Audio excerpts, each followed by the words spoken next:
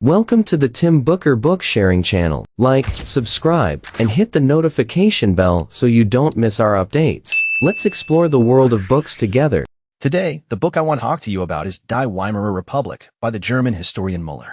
The history of Weimar Germany, spanning from the demise of the old German Empire in 1918 to the rise of the Nazi regime in 1933, is an important transitional period in German modern history. The subtitle of the book, From Republic to Nazi, highlights its significance.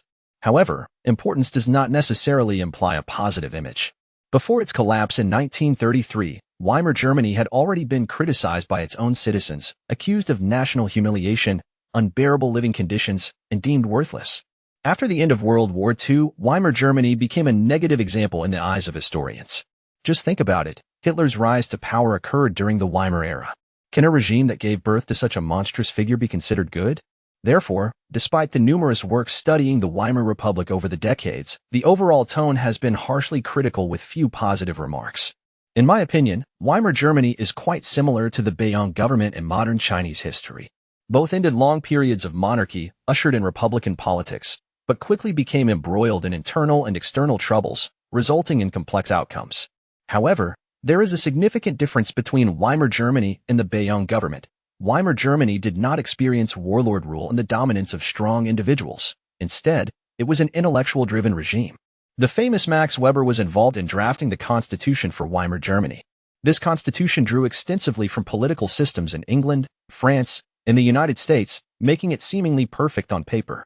The political leaders at the helm of Weimar Germany were a group of dedicated and capable individuals. Among them were the diligent reformer Ebert, the brilliant diplomat Stresemann, and the respected retired Marshal Hindenburg. Ambitious, power-hungry figures like Johann Schurkein never emerged in Weimar Germany. Moreover, Germany's economic foundation in 1918 was much better than China's during the 1911 revolution. If you were to tell those intellectuals who drafted the Weimar Constitution that this regime would only last 15 years, nobody would believe it. With a good constitution and capable leaders, how did the path to Hitler's rise to power become paved? Die Weimarer Republik answers this sharp question. In its 260,000 words, the author Möller deviates from the traditional critical approach and presents a mind-bending perspective. He argues that while the upper structure of the Weimar political regime was carefully designed, was it truly what the German people needed at that time? Ordinary Germans sought peace and stability, yet the Weimar regime offered them complex electoral systems and abstract rights. Ordinary Germans were already accustomed to a single authority, but the Weimar regime artificially created two power centers for the sake of balance. Ordinary Germans needed a strong and decisive government to lead them through the difficult post-war period, but the Weimar regime, in pursuit of a good reputation, continuously imposed self-restraints on itself. Such operations might have been sustainable during peacetime, but how could they withstand the myriad crises in Germany after the end of World War I? With this analysis, things become clear. Hitler's rise contained some accidental factors, but the failure of the Weimar regime was inevitable and regrettable. However, the dramatic first half of Hitler's life has captivated the attention of many historians, who prefer to focus on the man himself rather than dissect the failure of Weimar Germany. Fortunately, we have Möller, a serious anatomist. He turns his gaze to the monumental conferences and elections in the history of Weimar Germany, guiding us through each frame, how ambitious ideals were gradually distorted and shattered in the face of complex reality. After studying this book, you will not only understand a segment of unfamiliar foreign history, but also have the opportunity to reassess the dialectical relationship between ideals and reality, wishes and needs. This serves as a meaningful warning for our daily work and life. The author of this book, Horst Möller, is a recognized leading figure in the European academic community for the study of German history. He served as the speechwriter for West German President Scheel and later headed the renowned Institute for Contemporary History in Munich for 19 years. Professor Möller's research focuses on German history from 1918 to 1945.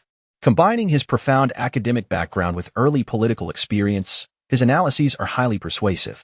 Die Weimarer Republik is Möller's 12th personal monograph, originally written in German in 2018, coinciding with the 100th anniversary of the founding of the Weimar Republic. In the preface, Möller states that he wrote this book to provide a politically relevant lesson. I believe this century-old history will bring you different reflections. Next, I will introduce the main content of the book in two parts. First, let's explore the political ideals of the intellectuals who created the Weimar Republic and the mistakes they made.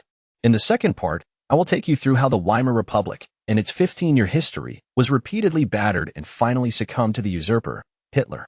1. Illusory founding ideals of Weimar Germany ***. Before I start discussing the content of this book, I'd like to ask you a question. Do you know what was the official name of Germany from 1918 to 1933? The answer may surprise you. It was called the German Empire. Yes, it was called an empire even though it had no emperor. This national title was explicitly stated in the constitution. The president of Weimar Germany also held the title of imperial president, which sounds absurd. The president, in a republic, should not have any imperial associations, right? To understand this, we need to go back to November 9, 1918, the day when the monarchy in Germany came to an end. The monarchy in Germany also ended due to a war. In October 1918, the First World War, which had lasted for over 4 years, entered its final stage. The once triumphant German army, worn down by daily attrition and blockades, had completely lost its offensive capability and began retreating to the homeland. Emperor Wilhelm II, originally considering a last stand, found that his ministers and nobles around him were unwilling to continue the war. They instead advised him to issue a ceasefire proclamation, seek peace from the Allied powers, and voluntarily abdicate, taking responsibility for the war. Wilhelm II was troubled by these suggestions, and on October 29th, he left the capital, Berlin, heading to the front lines in Belgium, hoping that Chief of Staff Ludendorff would support him and use the army to eliminate opposition in the rear. Normally, the emperor leaving the capital would be a minor event. However, in this critical situation, Wilhelm II left without notice, acting like releasing the pressure valve of a high-pressure cooker. Anti-war sentiment erupted first in the north with a naval mutiny, followed by Berlin workers taking to the streets, chanting slogans like, "We want peace, we want bread." At that time, the highest-ranking official remaining in the capital was Prince Maximilian, Wilhelm II's cousin. He had just become prime minister a month ago but suffered from nervous exhaustion and couldn't cope with the complex situation. At noon on November 9th, Prince Maximilian unilaterally announced Wilhelm II's abdication. It was only at 2 p.m. on the same day that Wilhelm II, far away in Belgium, received this thunderbolt of news. Since Ludendorff refused to shelter the emperor and was unwilling to go to war with the domestic population for Wilhelm II, the emperor had to yield, verbally promising to abdicate and fleeing to neutral Netherlands for asylum. Note that, up to this point, only Wilhelm II had abdicated, not the entire monarchy. If there had been a popular heir to the throne, such as one of the imperial princes, the monarchy in Germany could have continued. However, another unexpected event changed the situation. After Prince Maximilian announced the emperor's abdication, he transferred power to 2 civilian politicians, Ebert and Scheidmann. These 2 individuals, who went out for a meal, found a crowd gathering outside the Reichstag building. Scheidmann went forward, raising his arms and shouting, "The outdated and rotten monarchy has collapsed. Long live the German Republic." The crowd immediately responded enthusiastically. Within a few hours, the news spread throughout Berlin, and there was no longer anyone willing to support any new monarch. It is not an exaggeration to say that the German Republic was proclaimed largely due to Scheidmann's shouting. Why did Scheidmann's shout have such a great appeal? It turns out that he and Ebert were members of the Social Democratic Party, the largest party in the Reichstag at the time. The Reichstag, initially having limited powers, could only approve the daily budget and had no control over military expenditures, foreign affairs, or taxation. The appointment of the prime minister by the emperor did not require parliamentary approval either. However, on October 28, 1918, Germany had just modified its constitution, granting the Reichstag greater authority. The direct beneficiaries were the Social Democrats. Ebert and Scheidmann, taking advantage of this inherent advantage, established a new provisional government on November 10, 1918, and successfully gained the support of Chief of Staff Ludendorff. On November 11th, the provisional government and the Allied powers officially declared a ceasefire. Germany's Republican era began along with its defeat in the war. At this point, you might have already realized that the end of the monarchy in Germany was purely accidental. If Wilhelm II had been more flexible or if Prince Maximilian had been willing to become emperor himself, Ebert and Scheidmann, no matter what, wouldn't have been able to control the government. Furthermore, the process of Germany's transition to a republic was very rushed. Yet, within just over 10 days, Germany completed the 3 steps of amending the constitution, the emperor's abdication, and the establishment of a republican government. Can things not go wrong with such haste? As expected, opponents of the Social Democratic Party began to act.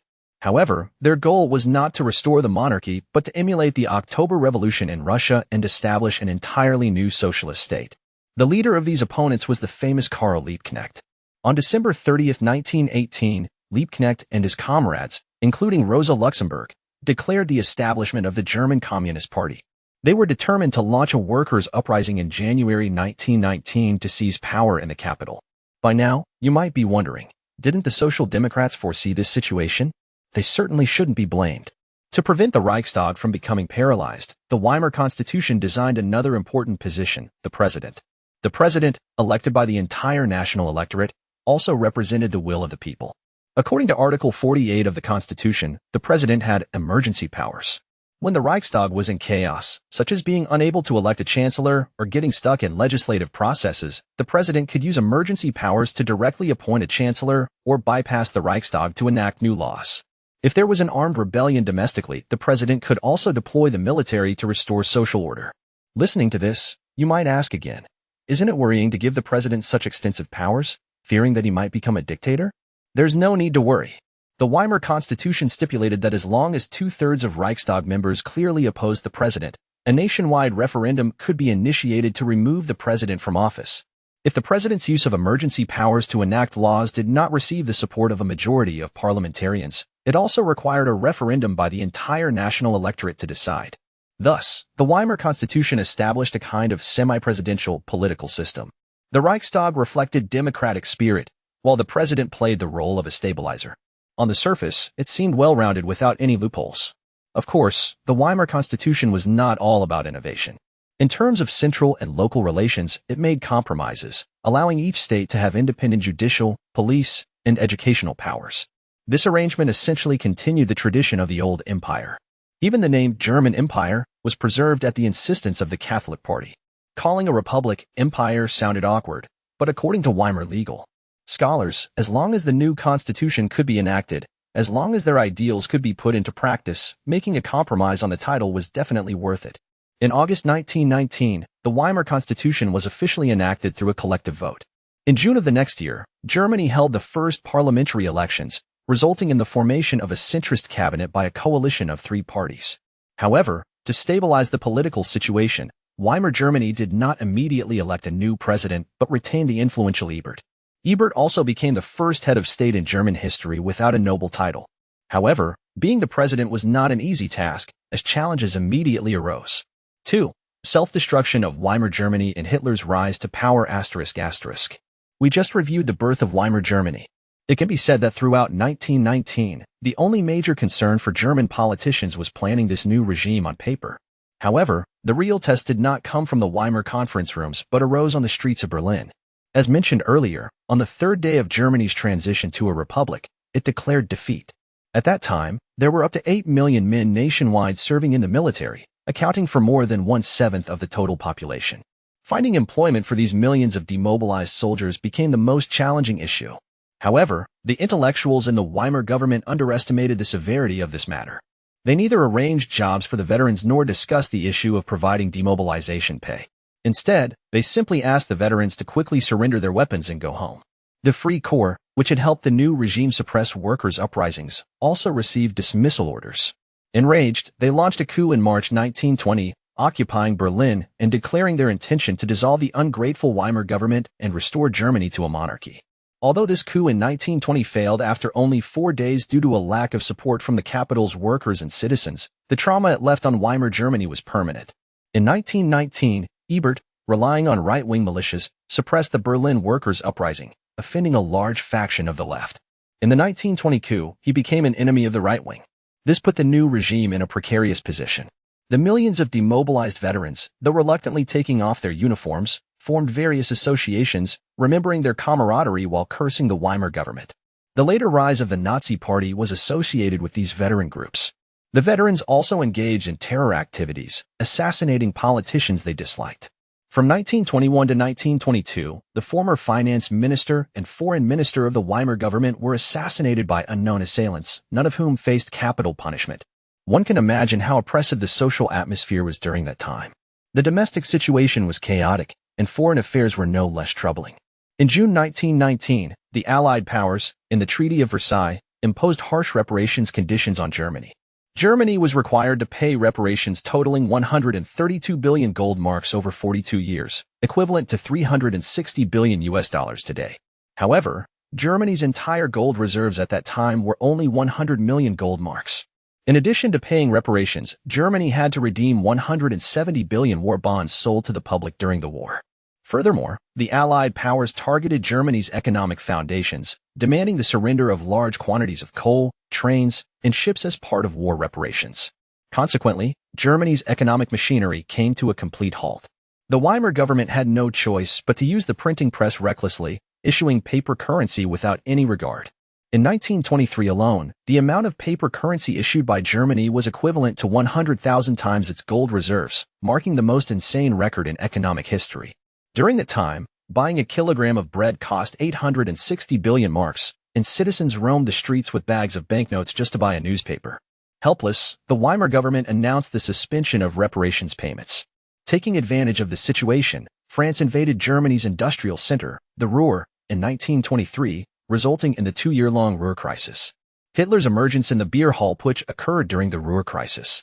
The author Möller pointed out that this malignant hyperinflation in Germany completely destroyed the popular support for the Weimar regime. Although Ebert and his colleagues tried their best to pacify the crisis by obtaining loans from the United States and issuing new currency, the majority of Germans saw their lifelong savings evaporate in 1923. The Weimar government, not daring to default on foreign reparations, shifted the burden onto the citizens. In the eyes of the common people, this was not only a loss of sovereignty but also a loss of morality. For those Germans who lost everything, what significance did the excellent electoral system and constitution have?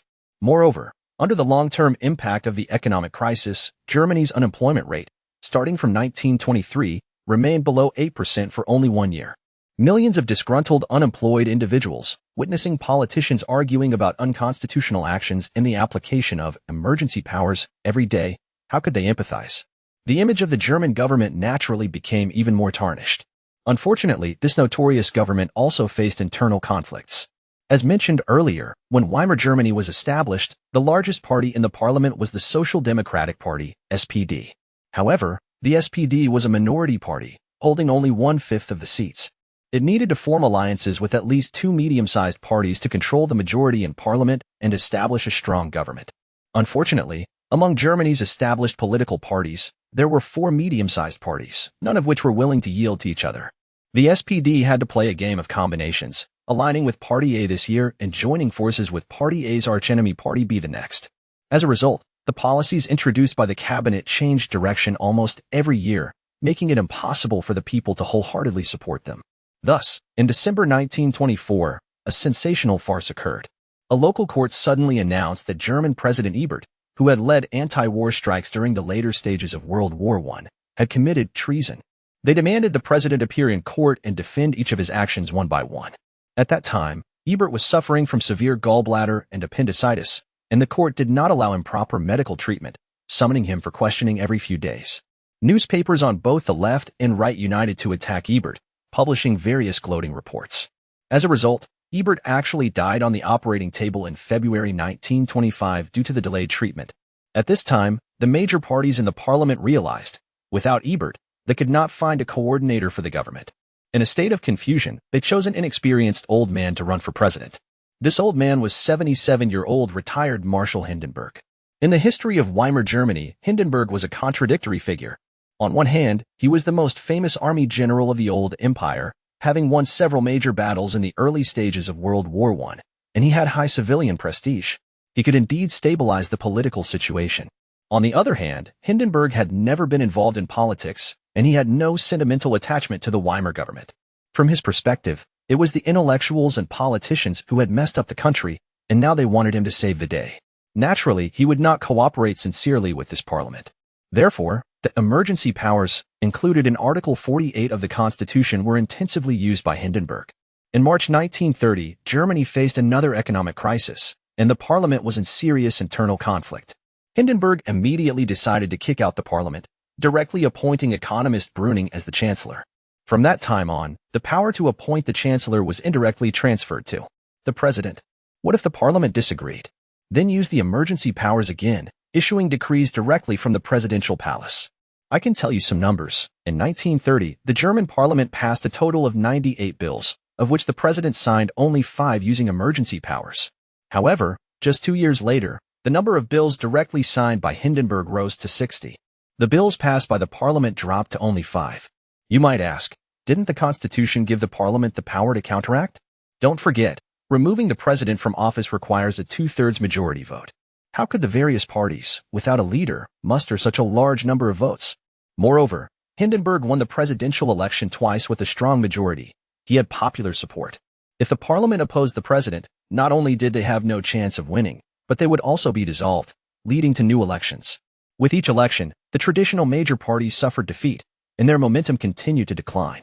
The oldest qualifying party, the Social Democratic Party, could still secure 1/4 of the seats in the 1930 election.